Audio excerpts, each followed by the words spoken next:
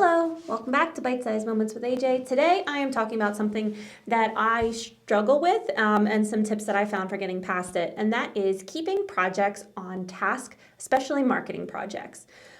So I've talked about it before in these videos that I have ADHD, and one of the biggest symptoms that I struggle with is executive dysfunction, and that means I'm not a great project manager.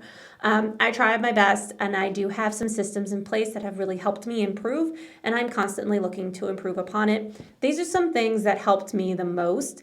So let's get started.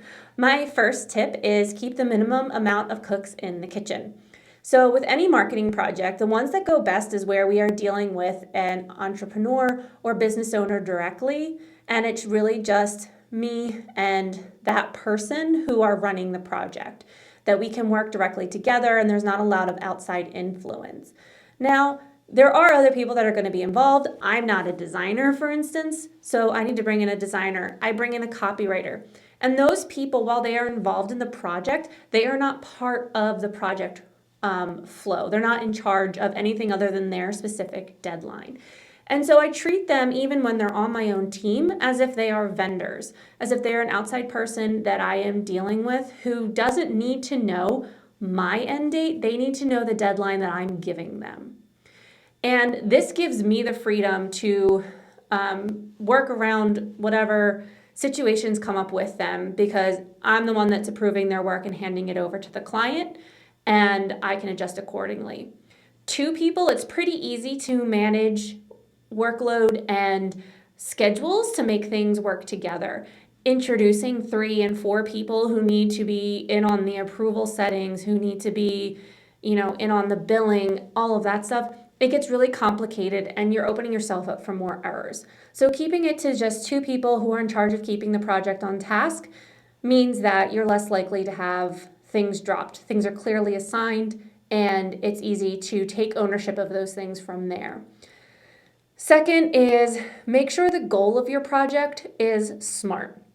We've talked about SMART goals before: specific, measurable, achievable, relevant, and time-bound. By making sure the goal of your marketing campaign up front falls into those 5 things, means that you're better able to measure and adjust. You're better able to plan everything out. So all of this is assuming that you are making a solid plan to begin with. This is just keeping it on track. But making sure that that goal for that project is SMART is going to be huge in keeping it on track, because you have an easy way then to see if it's going off the rails. If you're measuring how many leads you get and they are not up to where they should be, that's easy to diagnose at that point. You have the specifics, so you know where the target is. So it's really easy to see if you're getting off course. Third, add all your important dates to your calendar. I've said before that we use Monday. The other thing that really helps is I will go in and I will put the dates on my Google Calendar as well. So not only do I have the dates in Monday and Monday able to send me notifications about those dates upcoming, but I put them in my Google Calendar.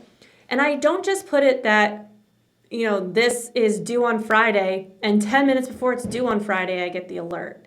Instead, I put that this is due on Friday, and the Friday before I get an alert, and I have another alert set for Monday, and I have another alert set for Wednesday. So, or whatever I need it to be to make sure that work gets done on time. If a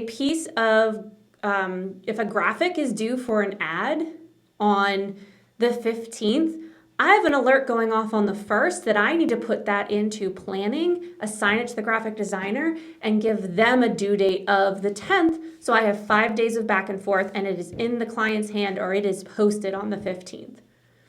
And I overuse my calendar this way. It's one of the best things to do is set up those dates, have those reminders, put whoever needs to be on those reminders with you, so that you can communicate about them. That is all great.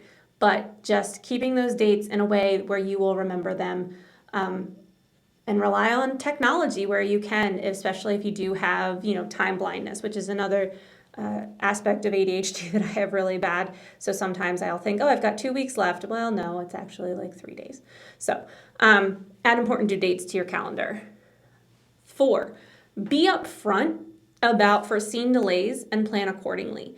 So when we're doing website projects, we always know that we are going to have delays with content. People really struggle to write content. It's hard. That's why content writers make as much money as they do, because content is very difficult for the average person to write and deliver on. And so we always know that we're going to run into a hiccup with content. And one, we tell the other people involved in the project up front, like, hey, chances are this is where we're going to hit a hiccup.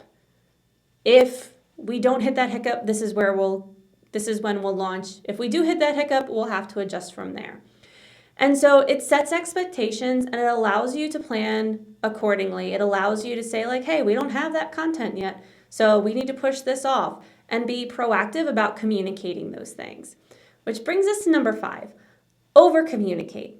Whoever you are responsible to, because it's not just you, most likely. You could be running this marketing plan for your own company and you're not beholden to anyone else, in which case you can skip this part. But if you do have someone else you're working for, over communicate. I'm guessing that no one on your team can read minds. And so you might have a piece of information that somebody else needs and they don't even know that they need it. So as the project is going along, communicate with everybody who is responsible for a piece of it about what is happening. Communicate hiccups, communicate issues, communicate the great things that are happening, the small successes. You know, if you are running a campaign and you see an initial boost come through from your 3rd day post that you weren't expecting, celebrate that, over communicate. People don't know what information to ask for. And so with you communicating with them, they don't have to. And so things are less likely to get accidentally missed because you assumed it was common knowledge, or you assumed they would know what report to look at, or anything like that. This will help cut down on those things and will help you change course if needed. It will help you, raise the red flags before they become fires that you have to put out. Over communicate. Be transparent. Number 6, document everything. This is as important for keeping projects on task as it is for helping to plan future projects.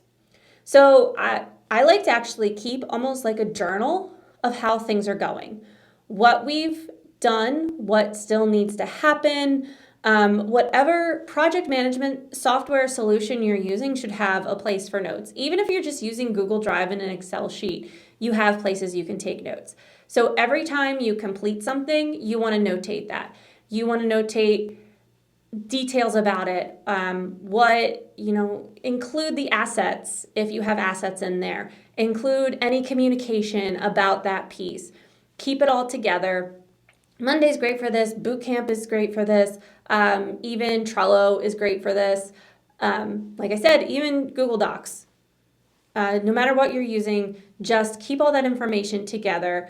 And then this will help you, one, detect what's coming up, because as you write it all down, what happened, and you're not just moving a card to the done pile, but actually reflecting upon it and I'm saying take 5 minutes at the end of completing a task to write down what happened.